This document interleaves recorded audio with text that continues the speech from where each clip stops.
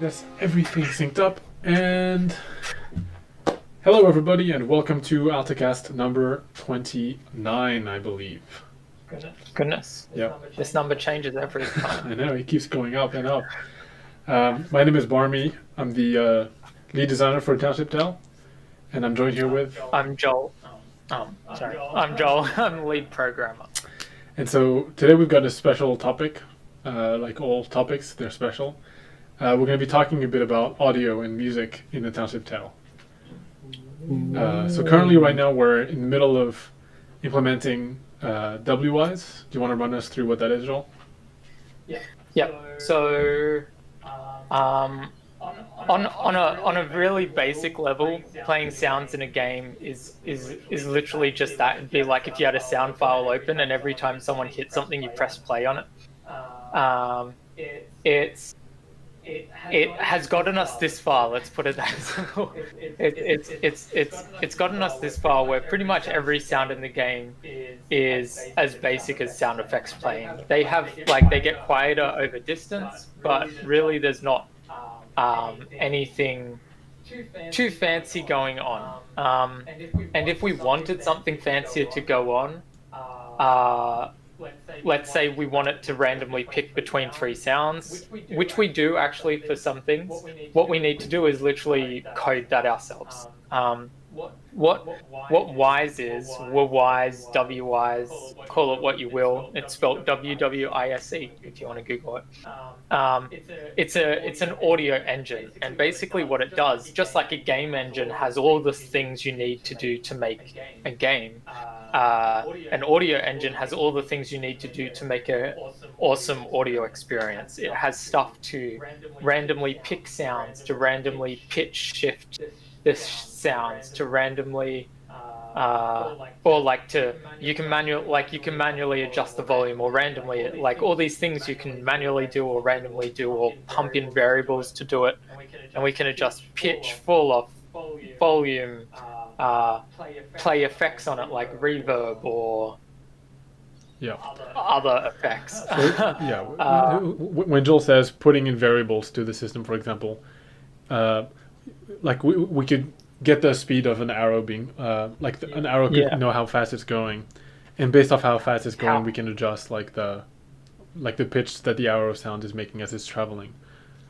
How far back the bow is pulled, or how hard something was hit, or how much damage something did, or I don't know, how good the loot is you got out of your dig could play a different sound if we wanted to. Like, we can pump in any variable we want at that point. But it's the thing that's awesome about it is it's tied into such an ecosystem of control that we can easily do these things. Like if we wanted to pitch shift something right now, it would be quite difficult to do, or not difficult per se, but like it would be a little bit of extra work. Whereas and if we had someone in charge of making sound for Township Tale, they would have to contact a programmer, be like, can you add support for pitch shifting? We'd have to do that. Whereas with Wise, everything's kind of good to go, and they can just do their thing. It's very nice in that sense.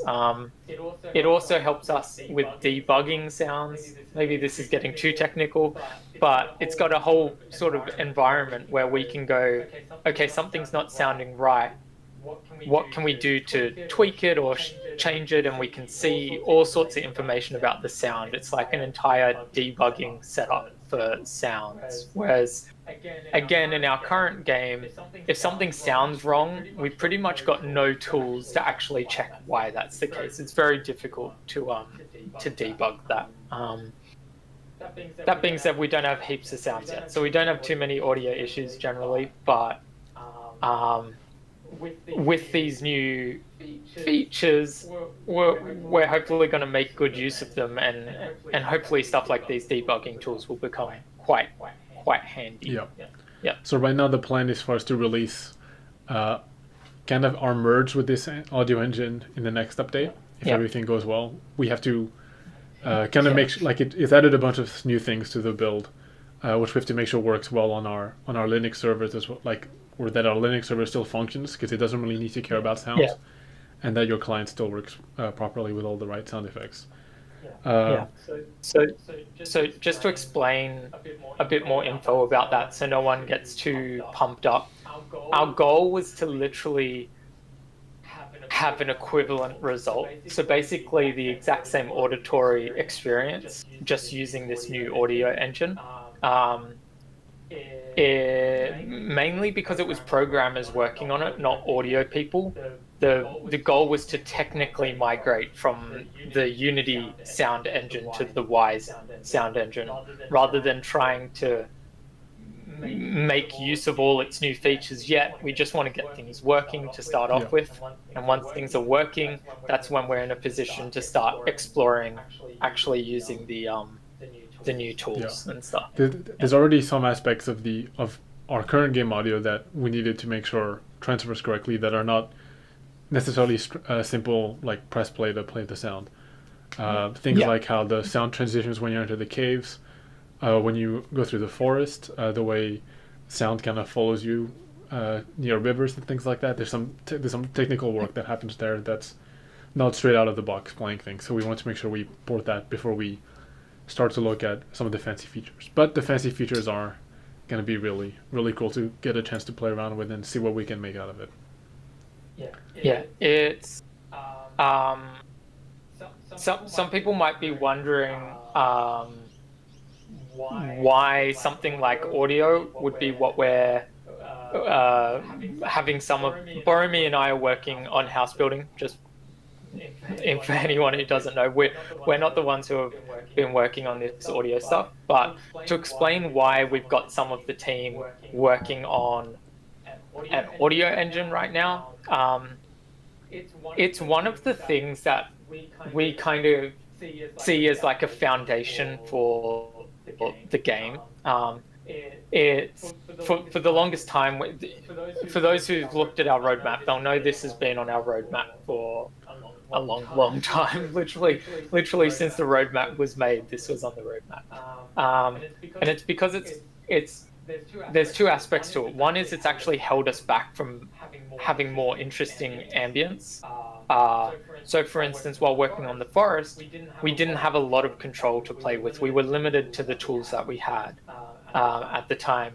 And it's kind of the earlier we put Wise in, the more we can actually use it for new features. So for instance, house building right now, we haven't done too much sound stuff, but what sound stuff we have done uses the Unity sound system, whereas it would be nice if we can actually do that in the Wise sound system. And it means that there's less having to redo things in the future. Yeah. But the other aspect, which is kind of related, is the fact that with pretty much all our development, our goal is to tackle what we consider the difficult unknown aspects of development, and to create this foundation. It's much easier to have the foundation for a lot of the game in place to build upon, rather than building for a system that's kind of unknown, or planning for a system that's unknown. We don't know everything about Wise. We've done a lot of research and reading about it, but we don't know everything. And so it's quite difficult for us to develop anything. We kind of just say, oh, when Wise exists, we'll do this, but we can't really know what that experience is going to be like. So it's important for us to kind of lay out these foundations now, if that makes sense. I don't know. Does that make... Yeah. No, I mean, it's essentially like any of the work that we've done so far on sound. If we have to do more work on it, it kind of feels like we know that it's work that we have to redo at some point. Yeah. And so it makes us quite reluctant to do it, or to expand it and to make it more complicated or more complex than what it currently is. Yeah. So now that we're finally going to be able to start to get our hands on WWise, we can just feel more confident making sound, knowing that it's working with a system that even if we do basic implementations of new sounds after this, we know that it's not a far step to making it more compatible with a more dynamic behavior. That's another very valid point, is that the way Wise hooks into Unity is it uses like events and stuff, and so we have let's say in the game I kill a Spriggle. That'll fire an event to the Wise system saying Spriggle got killed, here's some extra information or whatever. And then the awesome thing is we can actually start putting events in for sounds we don't even have yet. So let's say working on house building and someone places a beam down, we might not have a sound for that, but I can actually fire the event with the information for that to Wise. And it can be then later down the line. I could put in a temporary sound if I wanted to, I don't have to, but it could be further down the line that we give it to an audio person who then starts hooking stuff into these events and replaces the temporary events, temporary sounds I might have put in or whatever. But they don't actually need to touch the game code or anything. Like, they don't need to get bogged down in the workings of the game. They can just work in this separate project, whereas the way Unity works is it's all in one. So they would need to have the full Unity project, and that's a lot of work. So it's actually easier for us to now, with Wise, give the Wise project to someone working on audio and have them actually add sounds to the game. Yeah, they can get up and running much faster than us having to get them through the entire like Unity project download process. And source control and all that sort of thing. Cool. Okay, so let's elaborate a bit on what the engine can do, just to go down to some specifics and I guess discuss some of the cool potential that it has so that people can get a better picture in their heads.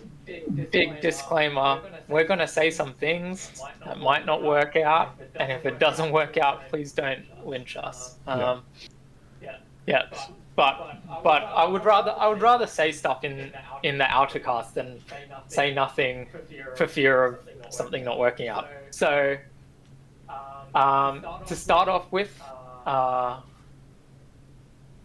not that this would have been super difficult for us to do already, but we want to have more sound impact sounds or general sounds in the game. Like if you drop a rock on the floor right now, it doesn't make a sound. Those sorts of things are things that should be like the sort of things that we want to explore, just adding more natural feeling sounds, making the world feel a bit more alive in the audio sense. Did you have anything in mind? I could go for days. I mean, the one that I've always personally liked, and it's quite a simple example, and I've mentioned it before. It's the torch and fire type of behavior.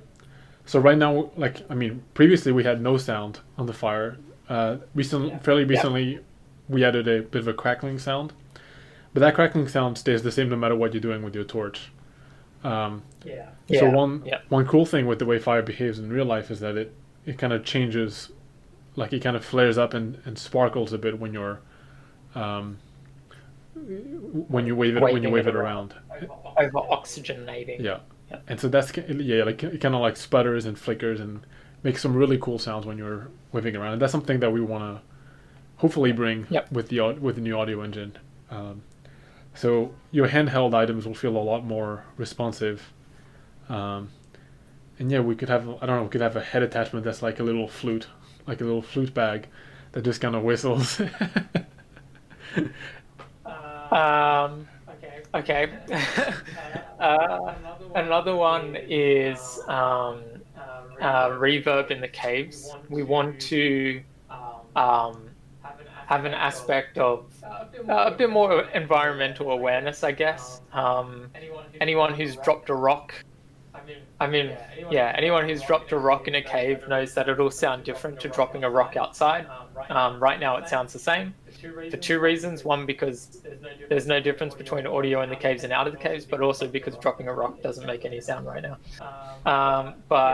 So it would be really cool if you could go mining and you actually hear like a little bit of a echo or reverb of that. of your pick hitting that rock, rather than just the same sound that you would hear in the overworld. Yeah. And of things in the distance as well. So I can imagine you hearing kind of like the step of like a large turabata in the distance, and that kind of like echoes through the cave. And maybe there's some kind of sound that you can't quite understand what it is because of the way it's reverbed. Maybe it's something you're familiar with, maybe it's something you're not, but just I guess reverb and like has with the right modifiers can sound like a completely alien new sound depending on the parameters involved, which can add a bit of extra suspense when you're wandering around in the dark. Yeah. Speaking of big tarabatas, right now, all tarabatas make the same noise. Like that's a simple example of something. It might not. The mithril tarabatas makes louder steps, and louder steps, like a more echo. Like there's actually a bit of built-in reverb to their steps as well. Oh, there you go. I stand corrected. But I was going to say that's a simple example of something that right now that I imagine there was a couple steps involved to changing it for the mithril tarabata. But with Wise, we could just go, let's pump in the scale of the size of the creature, and then if it's bigger, let's make it a bit louder and maybe lower the pitch or something. And that's something we can just experiment with and go, hey, it sounds good, or it doesn't sound good, let's cut it. Yeah. Like it's just very simple, I think, is the big thing at the end of the day. We can just do it rather than needing to overcomplicate it. Whereas right now,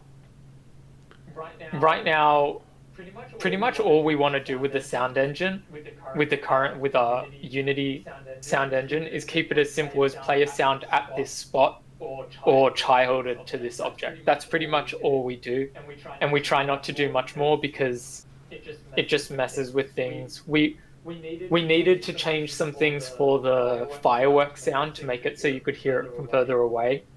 And that one change made a whole bunch of code way messier because we suddenly had to be passing in extra parameters and stuff around the place. It's just not designed to be a scalable system. So it will be nice to leave to give people a more tangible idea. Right now, for the Turabata sounds, for example, like I literally made 3 new assets that I've edited manually in Audacity to change their pitch and things like that. I guess name drop for the software I use.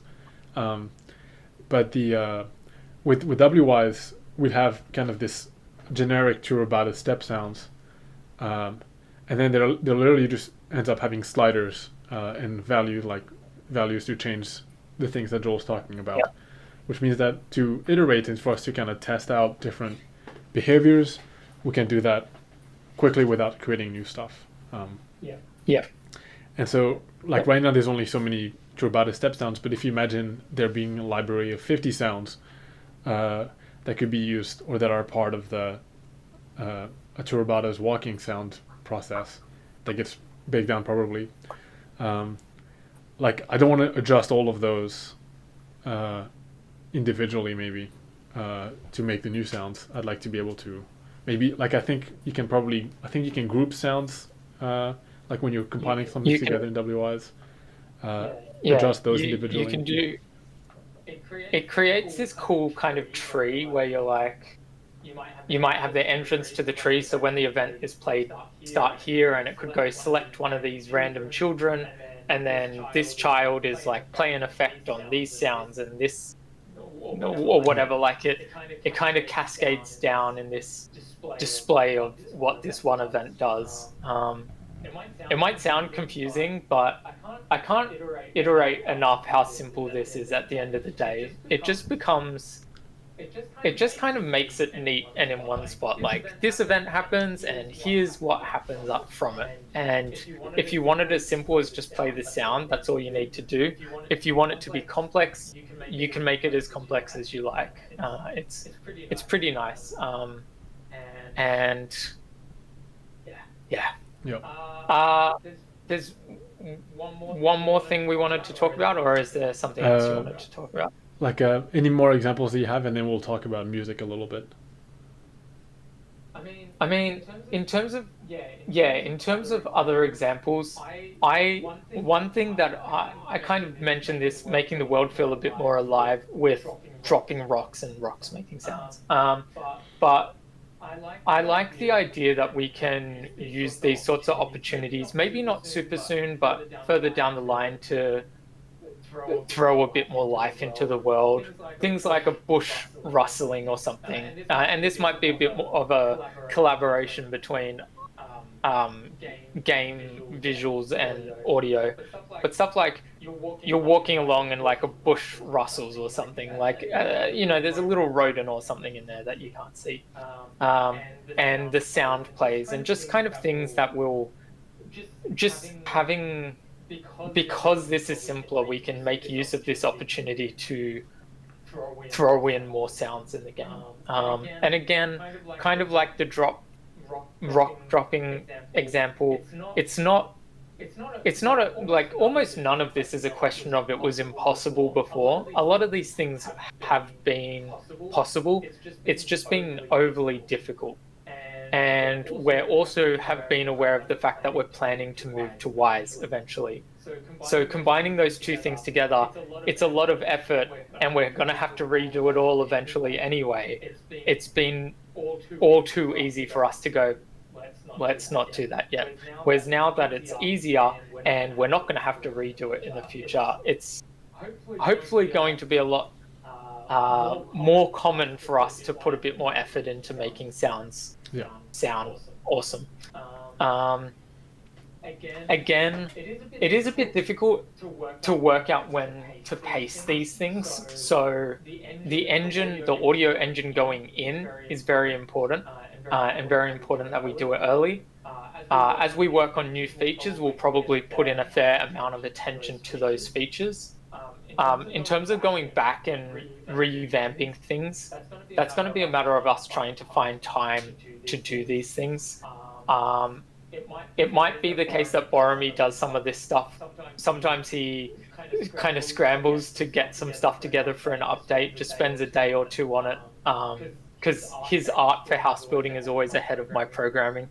So sometimes he can have a day or two to do some bug fixes or whatever. And that's what, like, this last update was, for instance. And it might be those sorts of updates that audio gets changes in, but other than that, it's hard for me to gauge when we'll see things, because obviously we're not going to take everyone, like, we're not going to take us off house building to just add new sounds to the game. That's not a good priority of time. But yeah.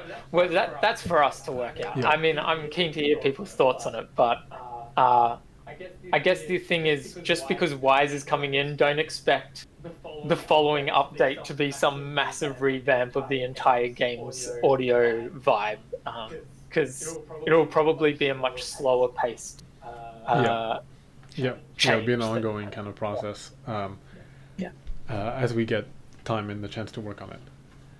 All right, and then the last thing, so obviously there's all this talk about audio and sounds, and we constantly get asked about music for Township Tale. So that's going to be our closing topic for this first segment. So the question we get the most is, like, when will we get music? Right now we don't have any kind of music track built at all or composed for Township Tale.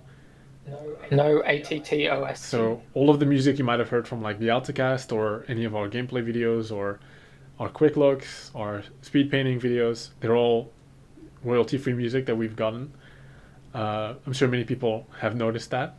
They're good. We like the songs, they're pretty good. They're just not, like, I mean, we picked them. Yeah, they're not bespoke for Township Tale.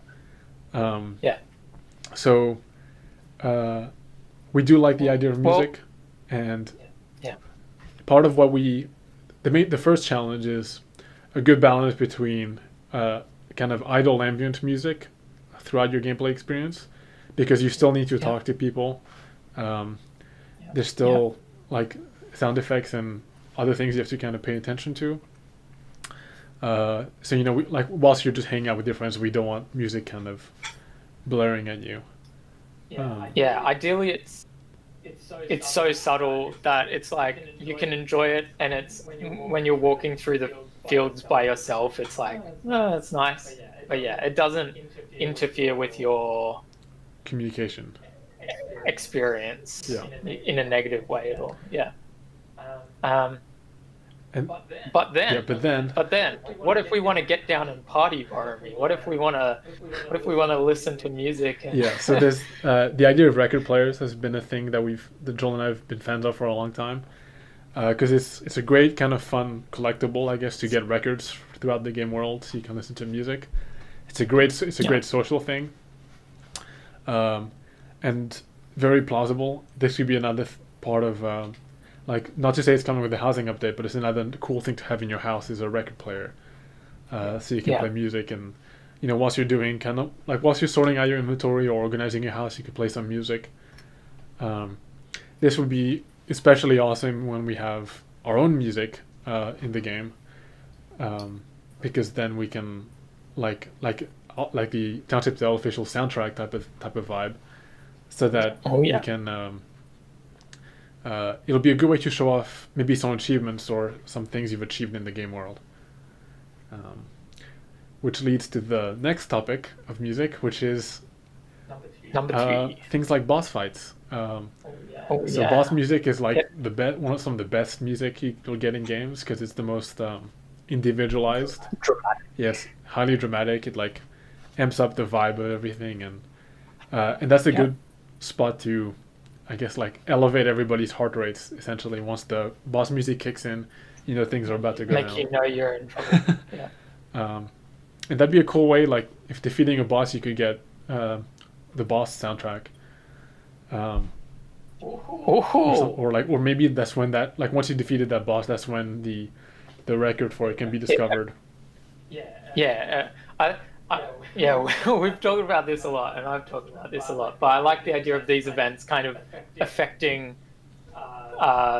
something on a less direct manner. So yeah, I love the idea of killing a boss and that record being available as loot. So you don't get it straight away, but there's a new thing in the world for you to kind of keep an eye out for now.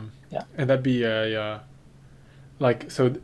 then there's I guess the role of there's another whole discussion about instruments that I don't think we'll completely get into, because instruments are a whole other networking kind of deal. To have playing music, try and join a Discord voice chat and sing in sync with your friends. If you the day that you can do that will be the day that networked music can work. But so there's an aspect of music, especially for boss fights, where we want it to feel a bit more diegetic. Diegetic means that it's built into the world. It's something you can imagine, that there's some kind of structure around you that can produce these sounds. Because I can tell that if you were to start hearing trumpets when you're walking around town, you'd be like, who's playing the trumpet? Who's there's somebody around town, there's the Pied Piper is walking around somewhere playing music for people. The Pied Piper didn't play trumpet.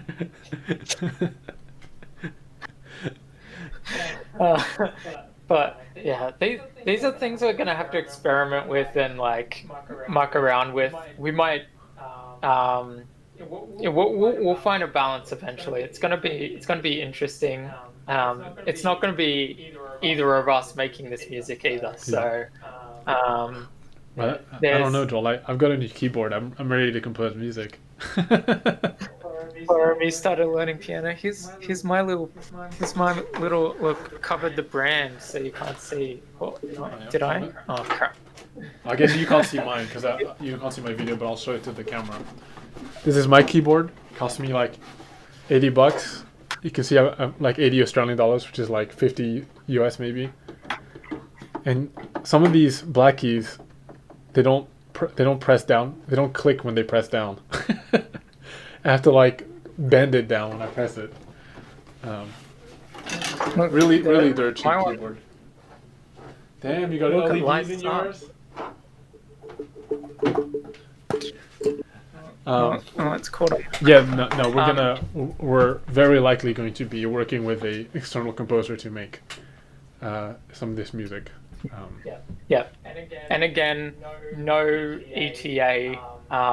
These sorts of things are actually quite expensive. In case that's not intuitive. These the sort of people that make like it's a I guess there's a big jump between just getting someone to make music and finding the right person to make music or like we really like we can name heaps of games which just have soundtracks which are like you whistle them, you hum them, you drive your family and friends nuts with it. Like people you can hum it and your friend knows what you're humming. Like they're fantastic, catchy soundtracks and really add to the game experience. And then there's other games where you just kind of it's what kind of whatever. Yeah, like you can maybe listen to it when you're working and things like that, but it's not something that like the first note that you play on it, nobody's like a lot of people could probably tell what the song you're about to play is. Like as I've been learning piano, I've been playing some game soundtracks because that's what I like the most, and I've been able to kind of spot like the opening tunes and how that can completely define your soundtrack. We'd like to have something in that direction, obviously. We it's the sort of thing we've held back on for a couple of reasons. One, we're so early, we kind of don't know the full extent. Like, we don't know every single boss there's going to be. We don't know a lot of things. There's obviously financial aspects, but there's also just, we don't want to do this prematurely and have the Township Tale OST that's not kind of as awesome as it could be. I don't know if I've now overhyped it because I don't know how good it'll be because I haven't heard it. I'm hoping it'll be really good, but it's a difficult thing to make it really good. It's really difficult. Like even if you have like all the financing and like really good composers, it's still really difficult to create something that captures the right that hits like the right setting tone for Township Tale players. Because yes, a soundtrack to me is almost as important as like the logo of the game. Like because traditionally in video games you get hit with the logo and then the music cues in at the same time, and it's all part of like that initial spectacle of like seeing the thing. Like I imagine in like in 2035, there's a dark convention stage and you hear the first notes of the song, and then the crowd cheers in madness because they can tell what it is, and it's a Township Tale 2 coming to all your devices. but 2035 official release date for Township Tale announced. There's a I'm sure like you can look back through history of like E3 and things like that, where there were huge game announcements that were made, and like when you hear the soundtrack ramp up to that point, like, and the crowd just blows up. Like I think when Super Smash Bros. Melee or Brawl I think was announced, I think it might have been Melee. Like that was a pretty insane reaction. Same deal with the Halo 3. I think Halo 3's announcement was like insane with like that E key that drops, and then people like feel the chills build up in them. E note. So musical, Boramy. I think that's that's kind of our hopes for music. I just think of movies, like I think of like you talk about Lord of the Rings or Harry Potter or even like the Hunger Games with that whistle, the dun dun dun dun. Those sorts of things are just they've just kind of captured people's hearts and stick out to people so much that it's like Zelda. Zelda's the other one that we've been talking about a lot at work. I mean, personally, I mainly know the Zelda theme song from Super Smash Brothers. But to be honest, didn't know it was the Zelda one until people started saying it's. but it's so like so many of these songs are just so catchy, and the fact that people know them and it kind of brings people together. Yeah. You don't even need to be talking about the game. You can just be enjoying the music together, or someone's humming it and someone else joins in. Like I can think of movies is a good one actually. I didn't think about that for this Altacast. Like I mean Star Wars, Superman, like John Williams soundtracks. I think Pirates of the Caribbean, yeah. The Interstellar one is one of the Hans Zimmer ones that stood out to me the most. I don't like the docking sequence has an amazing soundtrack.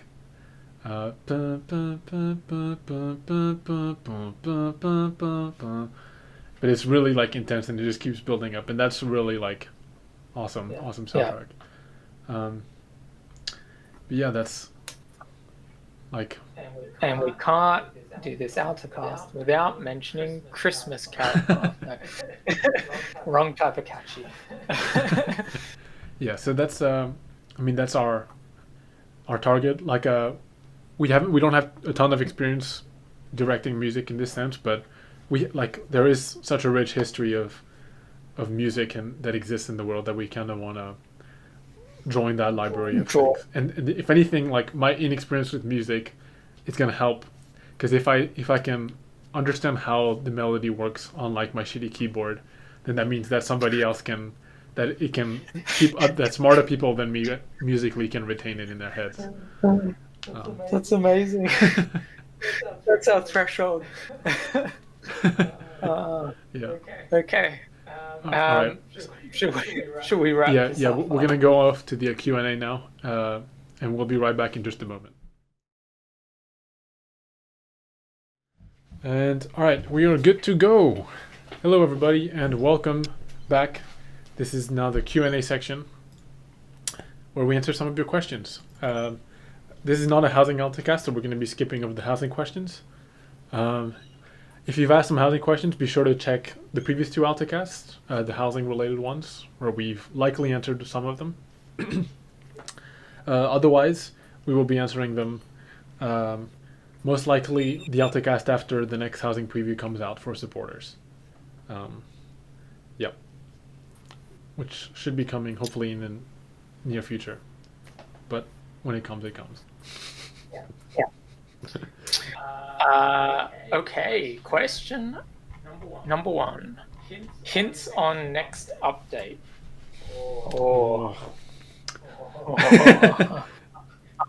Not sure we can do that. I mean, in case you skipped the first half, our goal is to migrate our audio engine for the next update. It probably won't have too many implications. It probably will introduce new audio bugs. So be sure to report them when you notice it. But it's definitely more of a tech update than anything. Yeah. It's... Okay. Yeah. Question number 2. How tall are some points on the map in Unity units? Which is meters. Yeah. Like Pride Rock, the White Mountain, and the Climbing Tower. The Climbing Tower. I don't know. The Climbing Tower, I think, is almost... It's maybe like... I want to say like 400 meters tall or something like that. Let me think. Because each kind of...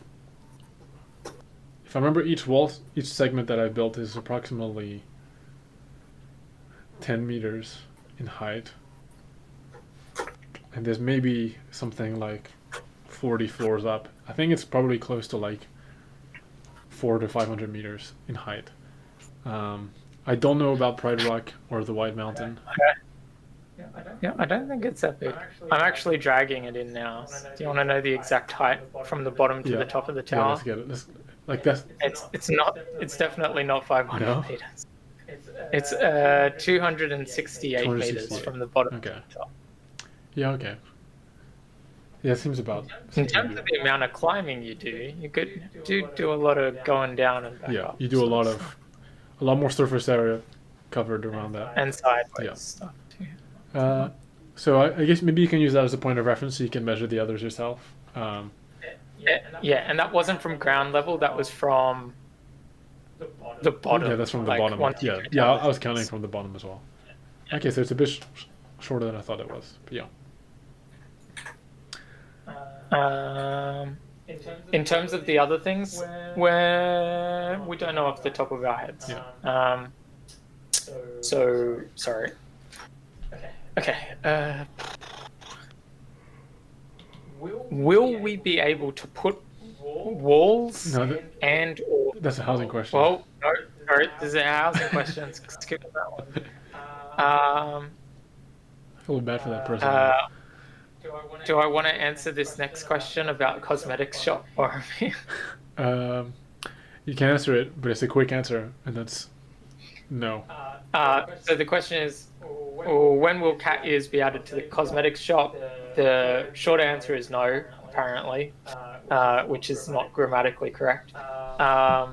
The longer answer is, our cosmetics store is designed to fit into the world of Township Tale. It's designed to be kind of townsfolk-based, explorer-based, warrior-based. We might have more festive things with like headdresses and masks and stuff in the future, but what we're not doing is throwing in unrelated stuff. So you're never going to get cat ears or a hot dog outfit or like a hamburger hat.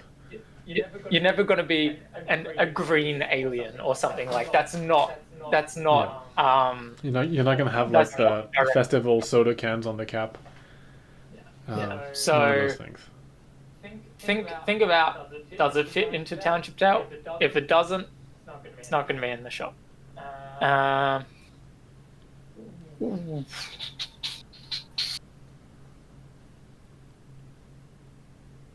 This question, I don't know the answer. I'll read it out, but there's a lot to be discussed here. Would it be possible for you to port the Quest version to PC? Odd question. I know, I was confused too. Like a new launcher probably would be in the same launcher. Or a second version of the game, there you go, that you can download on the existing one.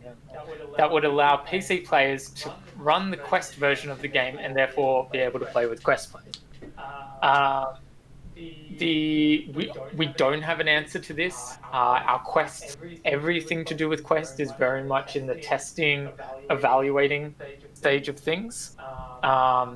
Once we're further down the line, these are the sort of conversations that we will be having. There are definitely pros and cons of both. Like this sort of decision would mean that doing updates for Quest would be a lot more work because we need to be stop.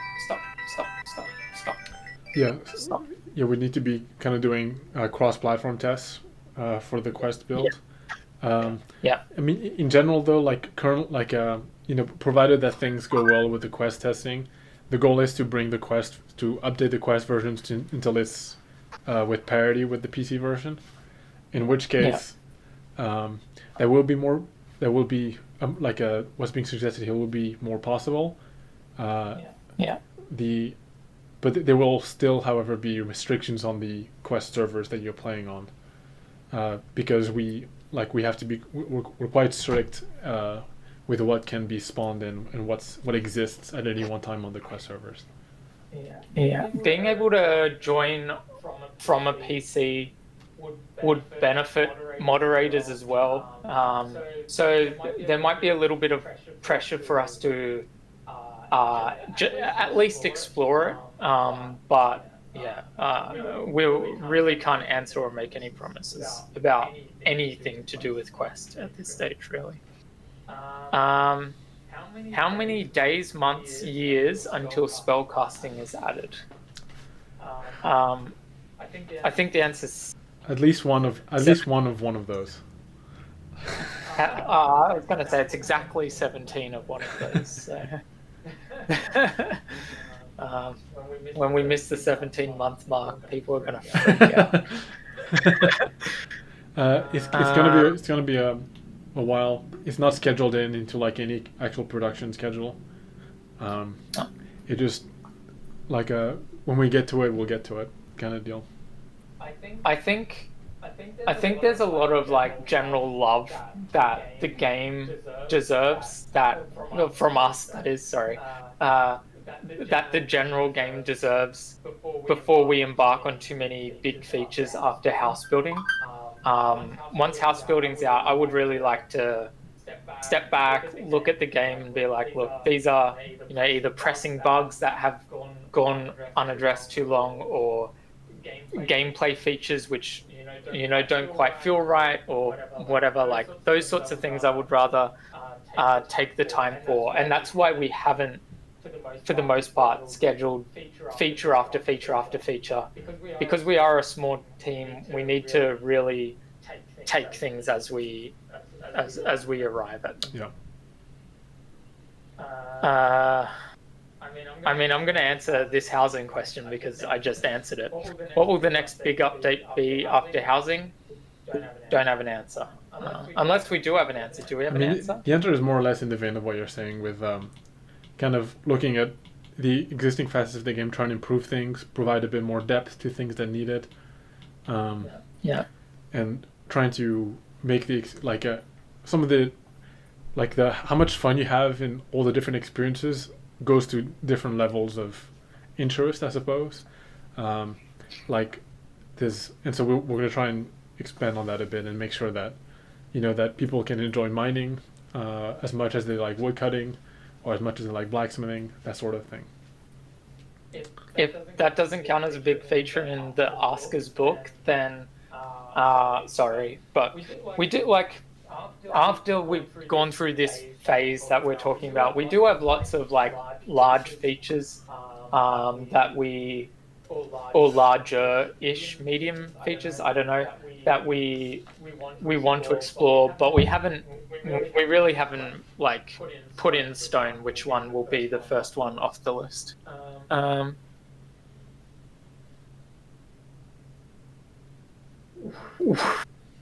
This is a bug. Would you add a way to stop weapons from flying away after PvP, as it discourages friendly PvP? We'll have to explore that. That's a bug. It's not intentional, and yeah.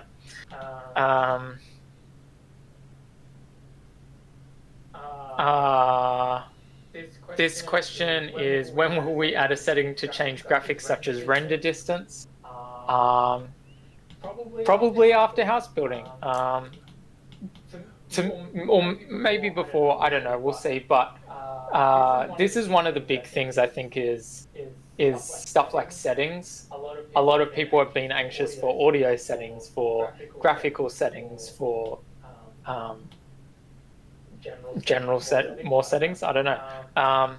And I think that's something that's going to be up there on the priority list as soon as we're freed up to kind of address things.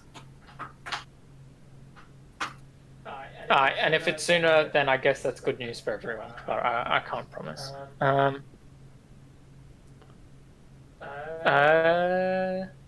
This next question is, will any of these optimizations, I don't know which optimizations they're referring to, but will any of these optimizations help to fix some of the server lag? Obviously, you can't eliminate the lag, but it would be nice to get optimizations that help prevent some of the frequent lag issues that prevent player progression. Again, I don't know which optimizations they're talking about. A fair few of the optimizations in one of the more recent updates from Victor and Serena did have server-side optimizations as well. It was mostly client-side, though. But there were some collision things, like underground collisions and stuff. Yeah.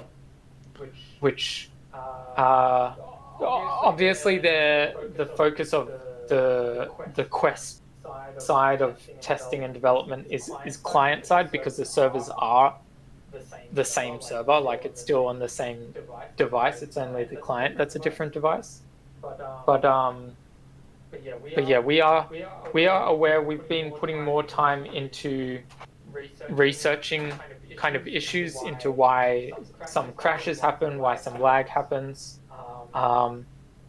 It really is just a kind of shortage of time issue, but we are slowly working on it. We're aware that kind of like networking lag is kind of the next big problem. Like we're making good progress on improving your personal frame rate, but we do see these spikes with the server and that's kind of the next or the parallel part of optimizations that we're working on solving.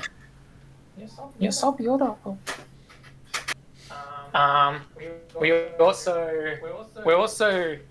We've recently kind of started re-evaluating how we address bugs as a company. We weren't really happy with how we had bugs that we just were slipping through the radar that we weren't aware of. And I think optimization to some extent is part of that. We know that it's hard often for server owners to know exactly what's causing lag. Maybe that's an opportunity for us to provide better tools. But sometimes it's helpful for someone to put together a piece of information like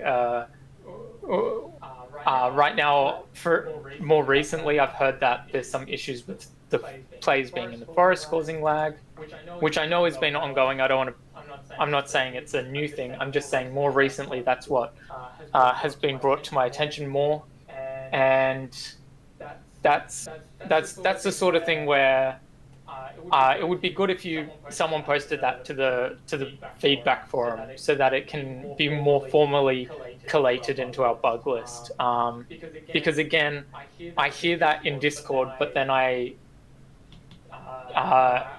work on house building because that's what I'm currently working on, and stuff kind of gets lost and distracted. Anyway, that was a very long answer. Do you have anything else to say about optimization? No, that's it.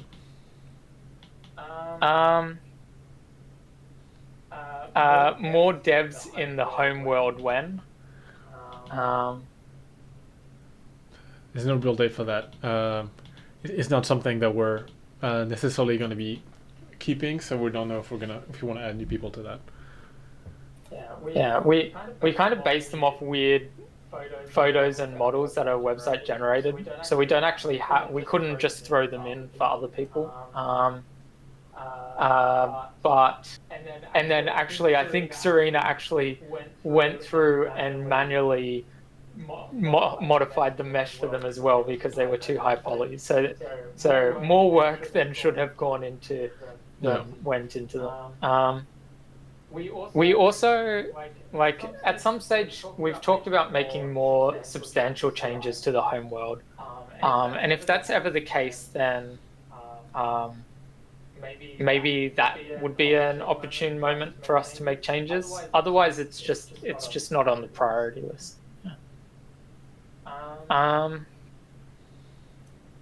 How's the new audio sorcery going? Well, we were really gunning for it to go out last update, but we've had a lot of issues. So yeah, that's how it's going.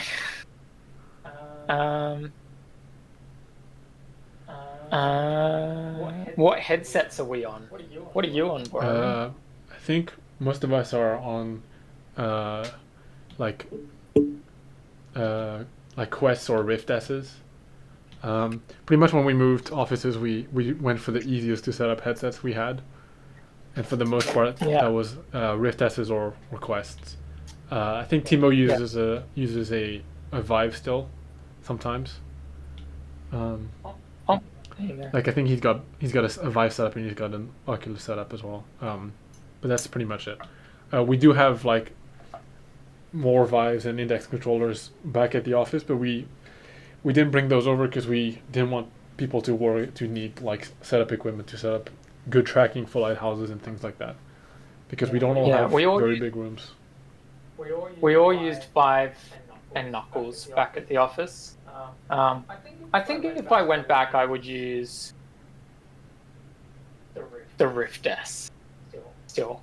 I don't know, like occasionally when there were a lot of us in the space, we'd have tracking issues. But the nice thing about the Vive is you don't have the loss of tracking behind your head. Yeah. Or when you pull stuff back. I've got, in terms of all my headsets, I've got the Rift S. I've got a DK1. I've got the consumer version 1. And then I've got a Quest and a Quest 2. So I've got the full Oculus suite except for DK2. Yeah. Yeah. And the Go, but The Go, my goodness. Okay. But yeah, we've kind of really lent towards the convenience side of things because lighthouses in our own homes, which a lot of us are renting, is not super easy. That's a housing question. Whether there's so many of these when questions and their answers are always going to be the same. Whether when Boramy.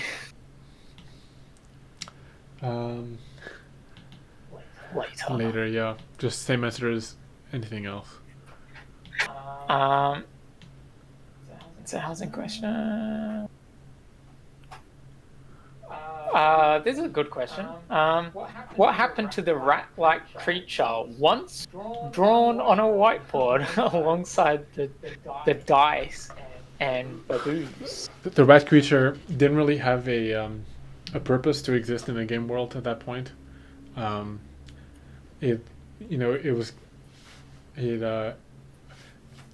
This goes back to kind of like the resource tree of the game, and in terms of where do things go.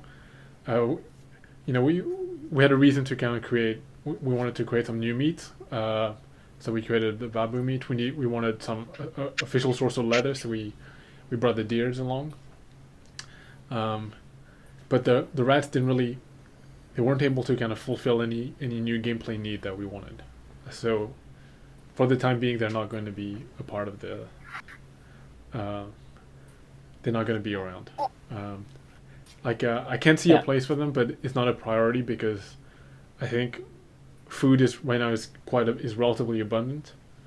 And maybe when farming plays a role, there might be something that the rat-like creatures do that you have to be concerned about. Okay. And more game mods? Question mark. Later. I do think it might be approaching the time for us to look into expanding our moderation team. It's a bit of a hard thing to gauge because things get slowly more difficult over time, and then you realize, oh, we really should have expanded a little while ago.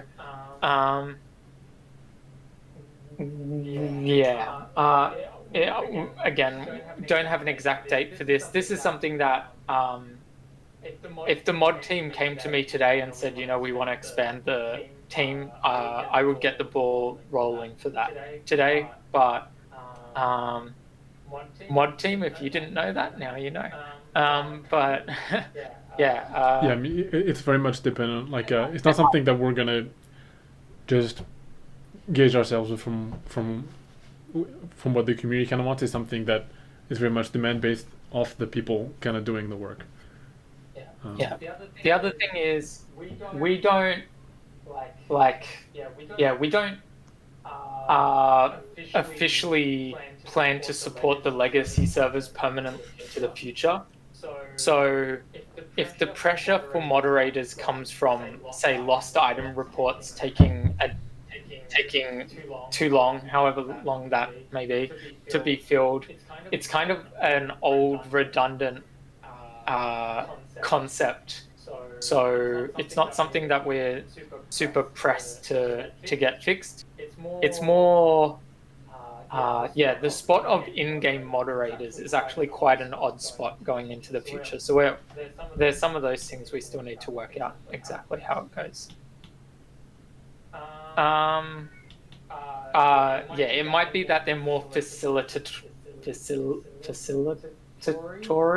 I don't know if that's a word, as in like helping other people. Someone owns a server and wants to ban someone but doesn't know how, so they might reach out to a moderator to help them ban someone on their server, something like that. Not do technical custom stuff, but literally just with the moderation side of things.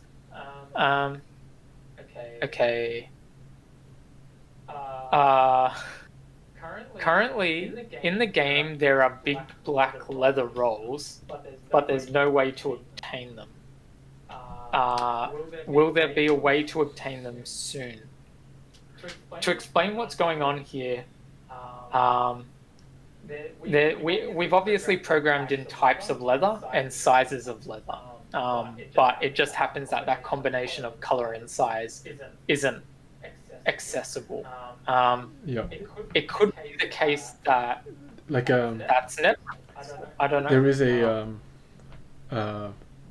like this part of the question here suggests dropping them from crystal worms.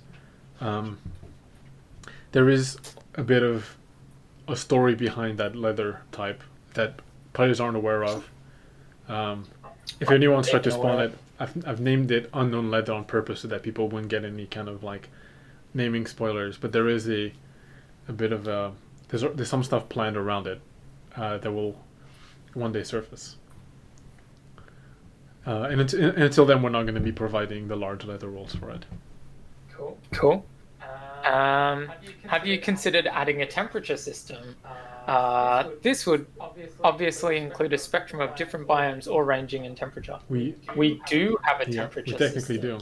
Like there is a air temperature that we have across the world right now that's a solid 23 degrees Celsius, I believe.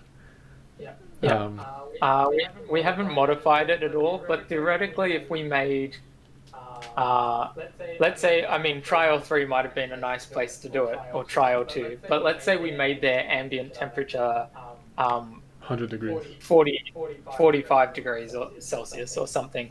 Oh, my camera is blurring. Come back. You would find that blades actually cool down slower in those environments. The reason we didn't do that is because the gameplay gain is quite negligible at this stage. We don't have, like, it doesn't affect the player, it doesn't affect... I mean, it does affect the player a bit. If you catch fire, you also would go off fire. But I mean, theoretically, and this is probably in line with the future of trials, is that they'd be so hot that you would combust when you enter that area. And that's something that we can technically do, I think, with our current temperature system. Right now, we haven't tried to control it dynamically. What's that? There's no way to counter that. Yeah, currently there's no way to counter that. So, and that kind of ties into part of the purpose for what alchemy is going to do, which is provide players with a resistance to that. And right now we don't want to,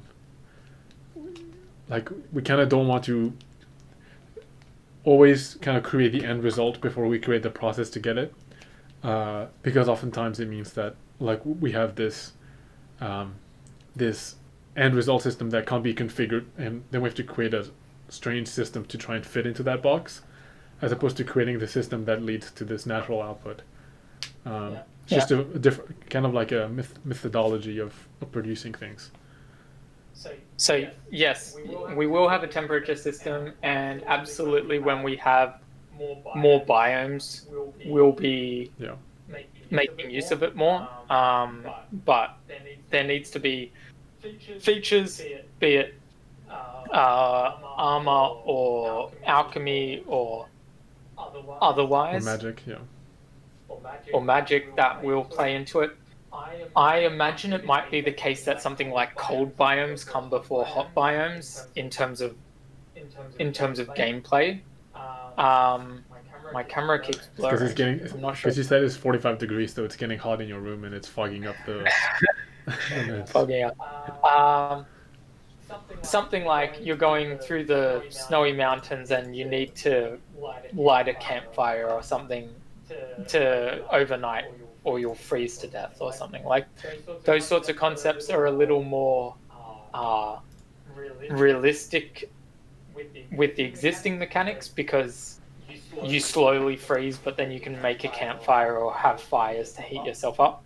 Whereas cooling yourself down with items, there's no items or nothing portable in the game that you could use to cool yourself down currently, really. So you gotta prepare lemon sorbet and carry that around. We did. At some stage we talked about, I can't remember who or when, maybe it was a community member, maybe it was, I can't remember, but mentioned using the tight grip on the knuckles to like juice oranges. Yeah. I mean, yeah, there's a, like, we don't really use the analog of like regular grip triggers too much. Yeah. When we first got into VR, everyone was fans of the Oculus controllers, and at least me personally, I hated them, because the idea of gripping with the thing I'm using to hold onto my controller was really odd to me. Like, I don't want to be, I want to pretty much be holding onto my controller with every finger I have to hold onto my controller with, because I don't want to be doing some weird half letting go of my controller motion, especially when I'm throwing objects, which we do a lot of in Township Tale. Yeah. So, Yeah. I mean, I've gotten used to it over time, but yeah, I still think throwing with the Vive controller is the best throwing I've had. Yeah, for that sort of reason, there's a little less exploration of that grip button sensitivity than there might have otherwise been. Anyway, I think that's about it, right? I think that's a good point to wrap up on. Or have you picked the last question already? Oh, I didn't pick a last question at all. Okay, I think this, like, we're at the 30-minute mark, so I think this was, like, temperature and stuff like that, I think is cool to end on. All right. Well, if you need to cut, you can cut. Otherwise, I don't know. What's going on now? So yeah, thanks a lot for watching the Altacast. There are some questions we haven't answered yet, but we're about to run out of time. So yeah, thanks a lot for watching. Be sure to leave any more questions in the Q&A link below. Be sure to check out our previous Altacast if you're asking repeat questions, because we do get a lot of repeat questions, and we're becoming a bit more reluctant to answer them every time. Yeah. We actually remember that we've answered them after we've answered them 5 times. So. Yeah, so be sure to check that out, and hopefully, see you soon. Bye-bye. Cool. See ya.